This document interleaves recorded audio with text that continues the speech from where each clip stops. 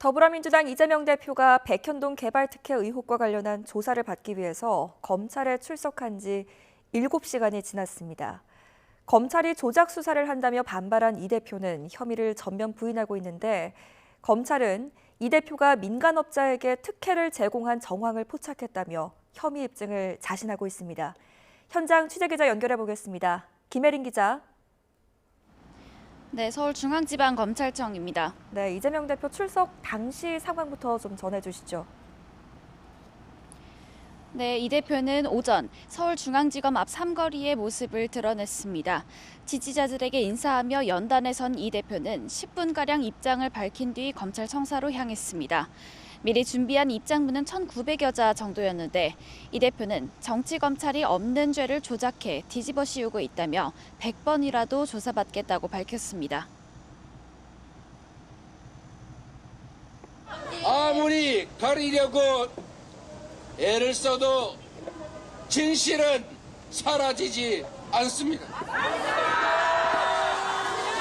지금까지 그랬던 것처럼 따짓 소환조사 10번 아니라 100번이라도 당당하게 받겠습니다.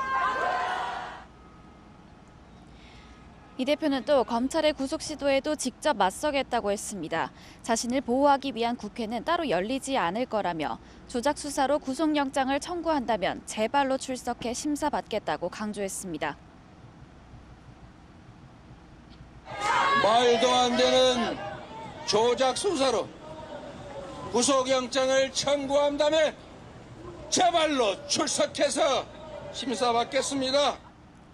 회기 중에 영장 청구해서 분열과 갈등을 노리는 꼼수 포기하고 당당하게 비회기 때 청구하십시오. 네, 오늘 조사에서 어떤 내용들이 오가고 있습니까? 네, 우선 검찰이 백현동 개발 특혜 의혹과 관련해 이 대표에게 적용한 혐의는 배임입니다. 성남시장으로 있던 2015년 옛 한국식품연구원 부지에 아파트를 짓는 백현동 개발 사업에서 성남도시개발공사를 배제해 성남시가 환수할 수 있었던 이익만큼 시에 손해를 끼쳤던 겁니다.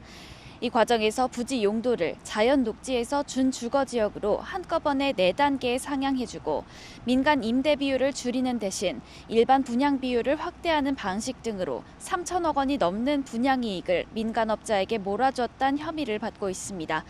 이 대표는 그러나 앞서 공개한 진술서 요약본에서 공사가 사업에 참여하는 건 확정된 계획도 또 의무도 아니었다고 반박했는데요. 박근혜 당시 대통령의 지시에 따라 백현동 부지 용도를 변경했고 또 민간 임대 비율을 줄인 배경에도 식품연구원의 요구가 있었다고 주장했습니다. 그러면서 개인적으로는 한 푼의 이익도 본 게 없고 또 용도 변경으로 성남시가 1,000억 원대를 환수했다고 맞섰습니다. 하지만 검찰은 특혜 제공의 배경에 이 대표의 선거 캠프 선대본부장 출신인 김인섭 씨의 로비가 있었다고 보고 있습니다.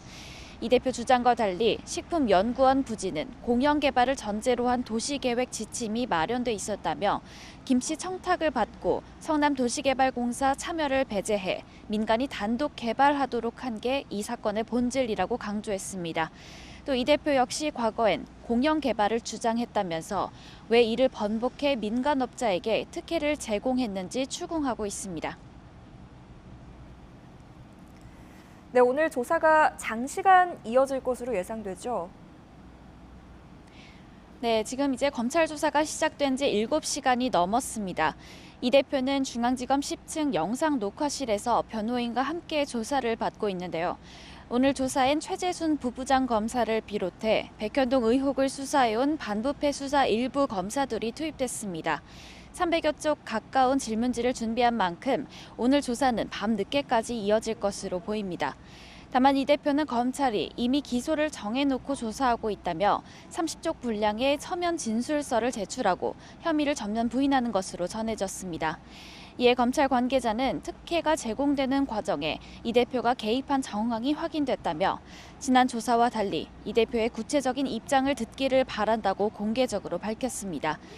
또 백현동 수사는 지난 정부에서 의혹이 제기돼 감사원이 감사를 진행했고 그 결과 특혜가 확인돼 수사 의뢰된 거라며 정치 수사란 이 대표의 폄훼를 받아들일 수 없다고 일축했습니다. 검찰은 그러나 이 대표의 구속영장 청구 여부에 대해선 현재 단계에서 밝힐 수 없다며 말을 아꼈습니다. 지금까지 서울중앙지검에서 YTN 김혜린입니다.